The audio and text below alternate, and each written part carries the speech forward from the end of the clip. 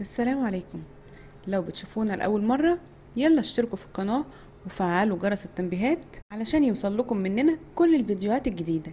بيبدأ الفيلم بإيدي ومراته أنجلي وابنه باندو، وهم لسه واصلين للمدينة الجديدة اللي هيعيشوا فيها.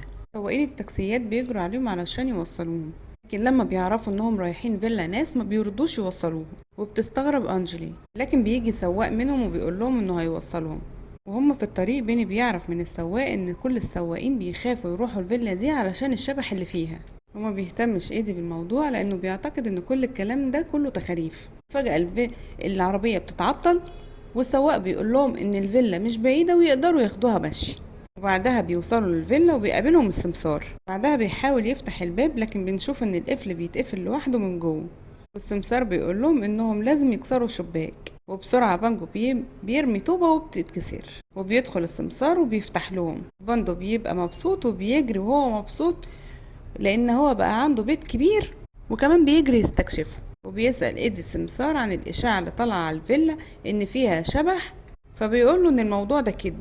وفجأة بيسمعوا صوت باندو بيصرخ، فبيجروا يطلعوا له وبيلاقوه فرحان ومبسوط انه هيعرف يعمل ملعب صغير في المكان.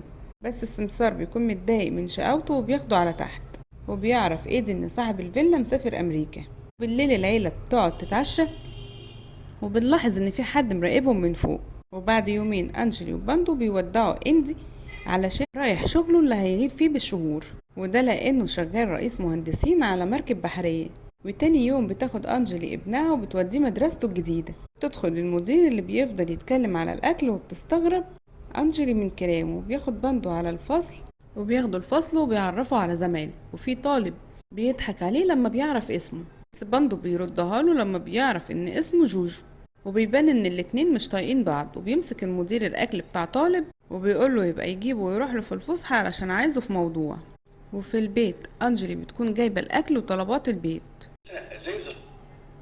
وبيظهر شخص من الشباك اسمه أندرو بيسرق أزايز العصير من المطبخ. هي بتشك انها حطتهم في التلاجة، فبتفتح بتدور عليهم ما بتلاقيهم. فجأة بتلاقي الحاجات وقعت على الأرض فبتستغرب. وفجأة بتلمح أندرو وبتتخض وبتجري وراه عشان تمسكه، بس هو بيقدر يهرب منها. وبتفهم ساعتها ان أندرو هو الشبح اللي بيتكلموا عنه. في المدرسة باندرو بيبقى بيرسم وبيلون مع زمايله، وجوجو بيلخبط له الرسمة بتاعته وبيشخبط عليها. يتعصب باندرو وبيرمي عليها حبر وبيعد لحد 4، وبعدها الحبر بيختفي. زمايله كلهم بينبهروا باللي عمله، وبيبتدي جوجو بيعمل نفسه صاحبه وبيرموا الحبر على سكرتيه المدرسة. وبيروح باندرو بيرمي عليه الحبر، بس بيجي في المدير. وبنشوف ان جوجو بدل الحبر. المدير بيبعت لأنجلي، وأول ما بتشوف شكله بتضحك، وهو بيتضايق أكتر وبيكون عايز يرفد باندرو، بس هي بتعتذر له وبتقوله ان هو أكيد ما كانش قصده. فبيقتنع بكلامها المدير وبيسامحه. ولما بيخرجوا بيقابلوا جوجو، فبتحاول تصالحهم على بعض وبتعزمه يجي يلعب مع باندرو في البيت. لكن لما بيعرف انهم عايشين في فيلا هناسي بيرفض علشان الشبح. وفي البيت باندرو بيسأل أمه عن الشبح، فبتعرفه إنها إشاعات وتخاريف، وإن هي قدرت تمسك أنتوني الحرامي اللي بيخوف الناس وفاكرينه إن هو الشبح. وبيتصل إيتي وبيسأل عليهم وبيطمن على المدرسة، فبتخبي عليه اللي حصل وبتقوله إن كل حاجة تمام. وبالليل بينام باندرو جنب أمه، ويشوف خيال حاجة بتتحرك، فبيقوم ورا الخيال لحد ما بيوصل للتلاجة. بيكتشف الآيس كريم فبياخده وبياكل منه. فجأة بيظهر شبح هناسي صاحب الفيلا، والطبق بيقع من باندرو. بيخاف جدا وبينادي على أمه، فبتنزله بسرعة وبيحكي لها إنه شاف شبح، وهي بتبص حواليها فما بتلاقيش حاجة، والطبق بيكون اختفى. وباندرو بيستغرب، لكن أنجلي بتاخده وبتطلع علشان يناموا. لكن هو بيفكر في اللي حصل وبيقوم بالراحة وبينزل تاني، وبيلاقي الطبق مكانه على الأرض. وبيجي يمسك الطبق بيلاقي الطبق بيتحرك لحد ما بيوصل لرجلين شخص واقف. بيظهر لباندرو اللي بيخاف وبيستخبى.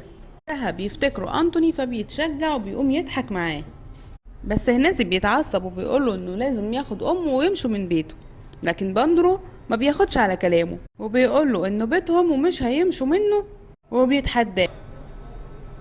وبيفضل الشبح يعمل حركات مخيفة في وشه وبيضحك باندرو، وكمان بيقوله ان البيت كبير وبيقدر يعيش معاهم، ولو هيخاف يبقى ينادي عليه.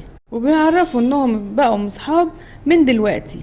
وناس بيستغرب ان باندرو مخافش منه وبيبدأ يشك في نفسه، فبيخرج من الباب وهو مقفول وبيلاقي واحد معدي بعجلة وبيعمل شوية حركات والراجل بيخاف وبيجري. وساعتها بيتأكد الناس ان قدراته كشبح وان الناس لسه بتخاف منه، وبيرجع لباندرو علشان يضايقه بس بيلاقيه نايم. والصبح أنجلي بتصحى وبتدور على ابنها لكن ما بتلاقيهوش نايم جنبها، فبتنزل تدور عليه وبتلاقيه نايم على الكنبة. ولما بتصحيه بيحكي لها عن صاحبه اللي عايش معاه في البيت وبيحكي لها عن امبارح، فبتاخده على قد عقله وبتحذره انه يعمل مشاكل في المدرسة. ولما بيقابل زمايله بيحكي لهم عن الشبح، وبتكون أنجلي في البيت ومعاها الشبح وهي مش شايفاه، وبيبصلها وبيبقى مقرر انه يطفشهم من البيت. وبتسمع أنجلي بصوت بره الفيلا وبتخرج تشوف، بتلاقي أنتوني اللي بيقول لها انه كان عايش في الفيلا قبل ما ييجوا وانه دلوقتي ما معهوش فلوس يجيب حتى اكل، فبيصعب عليها وبتتفق معاه انه هو ينظف الفيلا وهتديله فلوس.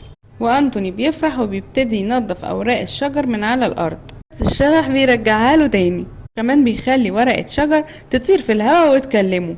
وأنتوني بيبقى يتجنن، وبتسمعه أنجلي وبتقوله تعالى نظف البيت معاها.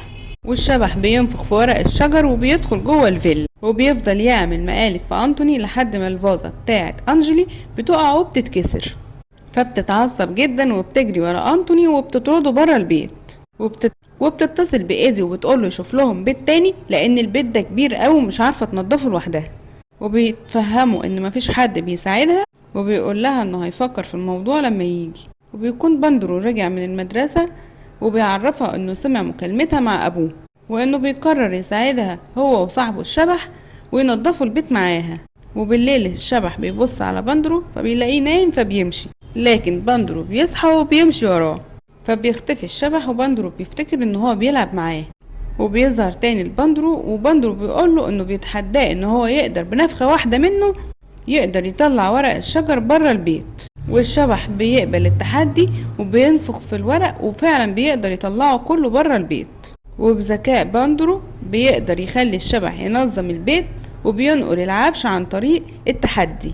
ولما بيخلص ترتيب البيت بيتمناله ليلة سعيدة وبيطلع ينام. وبيفهم الشبح ان هو طفل ذكي وخلاه عمل كل اللي هو عايزه من غير ما يحس. وبتصحى أنجلي وبتستغرب من نظافة البيت وترتيبه، وبتشوف أنتوني قاعد على الباب وبتفتكر ان هو اللي رتب البيت، فبتديله فلوس وبتعمل فطار لابنها والشبح بيراقبها. ومن الوقت ده بيتفق هو وباندرو ان هما يبقوا صحاب وبيلعبوا مع بعض ويخرجوا سوا، وبيقضي معاه معظم الوقت.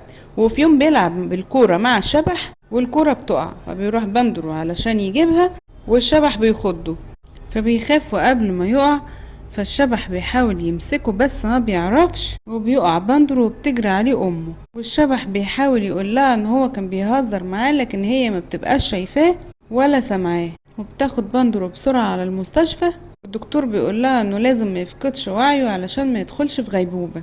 وبتتصدم أنجلي وبتعيط، والشبح بيحس بالذنب ان هو اللي عمل كل ده في باندرو، وبيبقى شايف خوف أنجلي على ابنها وبيبقى مش عارف يعمل حاجة. وبعدها بيخرج الدكتور وبيطمنها ان باندرو بقى كويس وعدى مرحلة الخطر.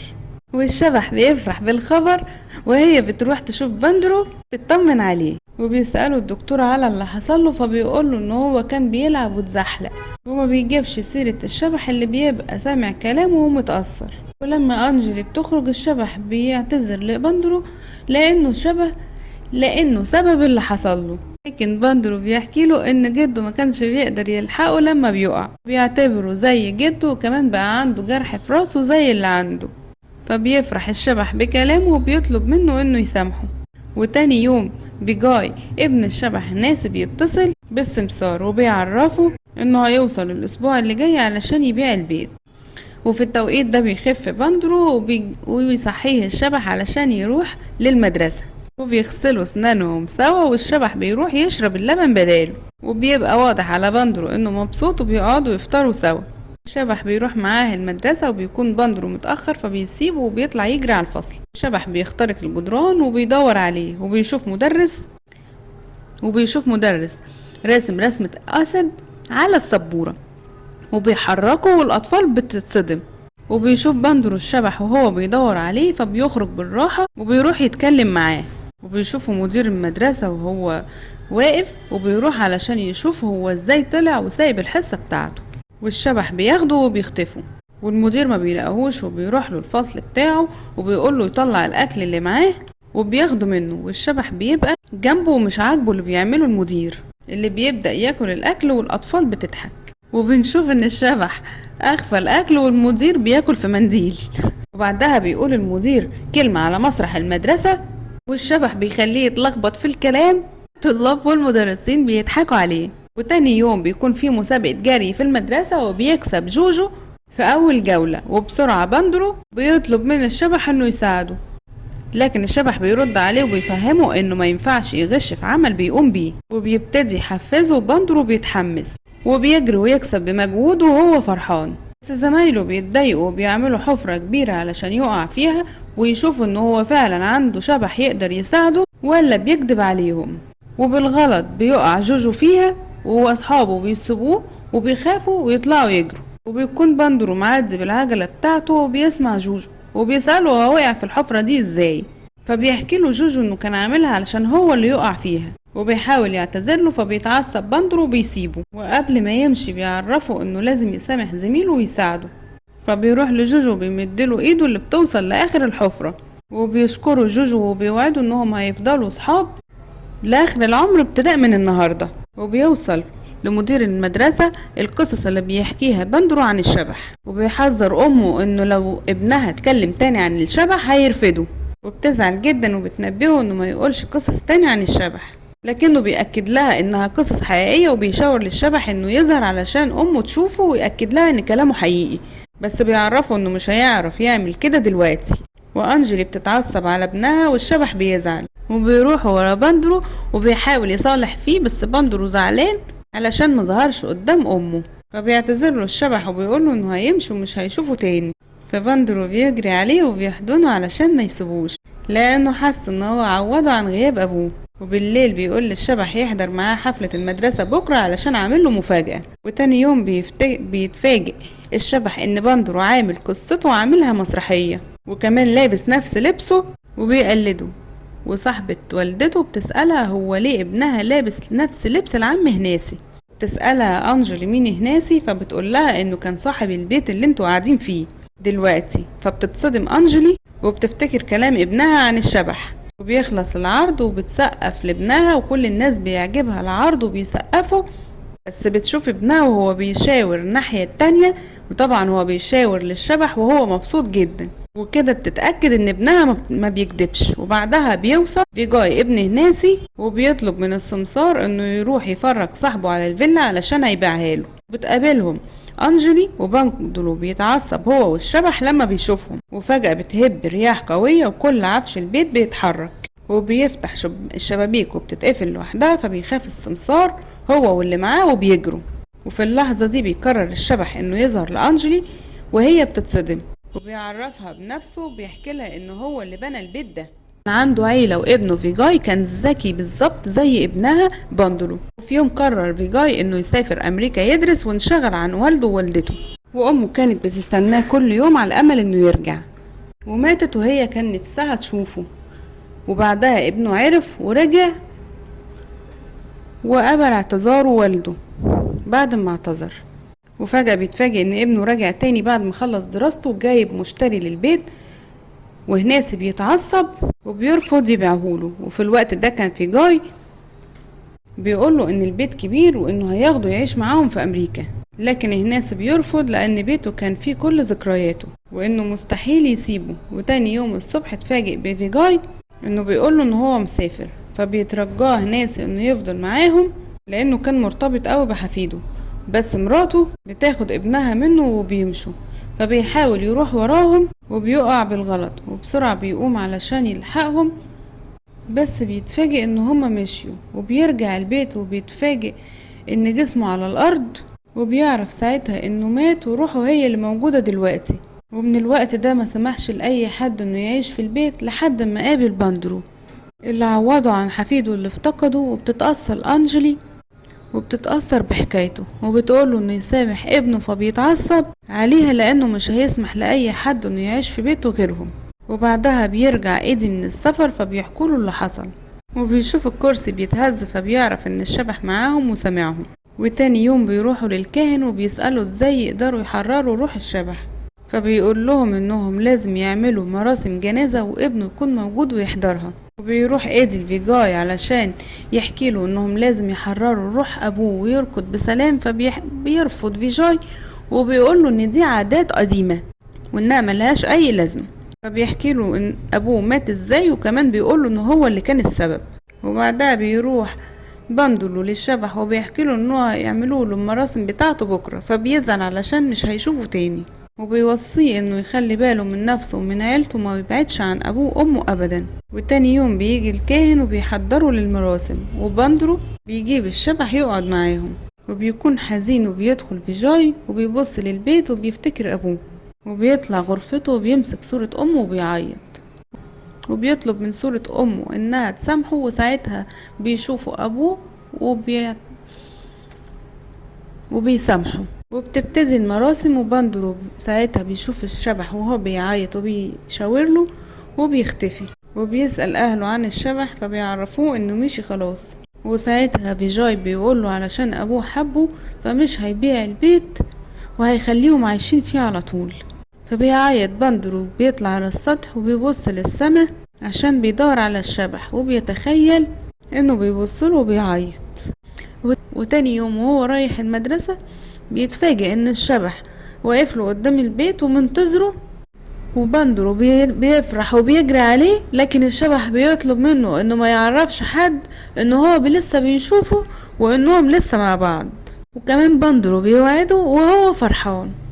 لو عجبكم الفيديو ما تنسوش تكتبوا لنا في التعليقات، وكمان اكتبوا لنا اسامي مسلسلات وافلام لو حابين ان احنا نعرضها علشان نلخصها لكم الفترة اللي جاية. وما تنسوش تعملوا لنا لايك وشير علشان يوصل لكم مننا كل الفيديوهات الجديدة.